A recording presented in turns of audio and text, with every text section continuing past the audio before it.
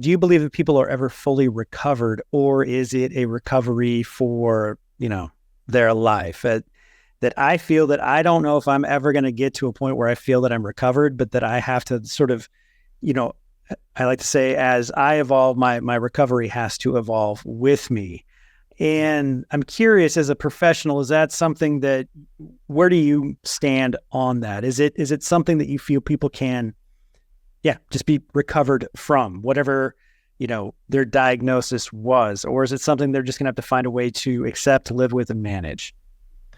It's a really good question, because I don't think as an industry that we even agree on what recovery actually constitutes. And I think it's a very broad term. I think it's a term that's been hijacked in a way by the 12-step influence. And I think recovery comes in, if you want to put it in a lot of ways, it comes in many different forms.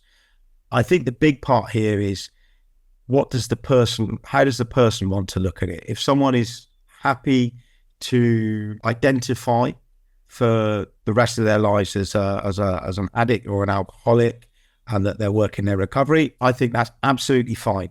And I think that if that fits for that person, and that as a treatment professional, that's where we want to work with them. That's what, that's the approach that they feel most comfortable with.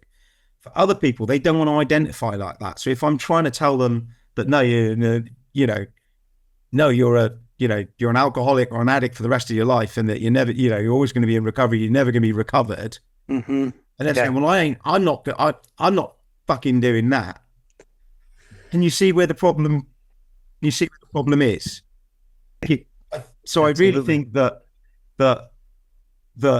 it's really important about, okay, what is the person I'm working with, what is it that they're going to find most useful? Because I think we always have to start with the part about what does the person want? We might think we know best, and sometimes we do know best, but we've got to start with the part about what does the person want? What is the person's goals? So, for example, someone comes in to rehab. My goal is, I don't want to stop drinking. I want to sort of go out and be able to manage my drinking. Right. Now, do I spend the next month telling him that he's in denial, or do I at least try to do some work with him? It's the latter, for sure. You have to meet them where they are and work with where them. that person is at. I might not agree with him. I might have all the evidence that says to me, I don't think you can drink anymore. They have to come to that conclusion on their own. They have to come to that conclusion. You're right. And sometimes they do, sometimes they don't, and sometimes it takes a little bit longer for them to work find out what is going to work for them. But ultimately, if they have their own advocacy in that decision, that's really important.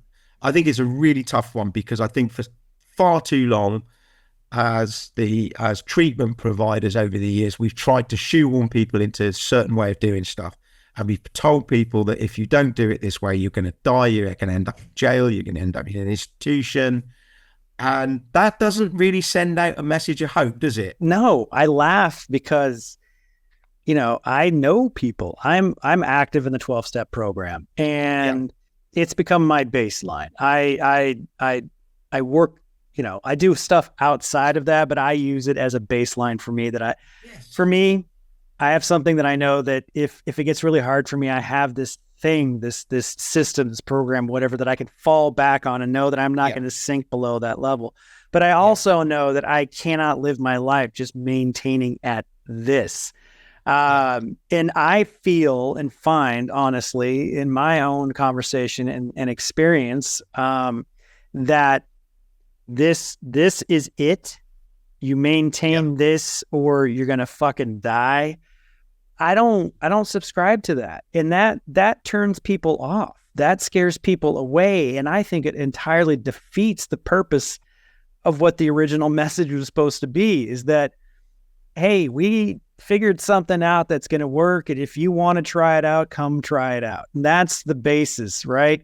But this whole idea that if you don't do exactly this, then you're fucked. I don't play that. And so many people don't. And I think that it's important to, like you said, meet them where they are, find out what they want, and try and work with that. Yeah. I mean, it might work out, it might not. But at least that person has got, and I think this is where choice is really important. But I think also I always add that extra bit is informed choice. Okay, if you're going to make this choice, this is, these are some of the things that you have to consider. These are some of the things that might be might be a challenge. You have to give them a little bit more than just like, well, you can't drink, otherwise you're going to die, or if you don't stop drinking, your wife is going to leave you. That's not necessarily going to be, enough. No, usually you get the opposite effect, is that they're like, well, fuck you. Who do you think I am? You're telling me I'm fucked. So you're telling me I'm fucked. So then, well, screw it. And then let her leave. I'll just keep going until I am dead.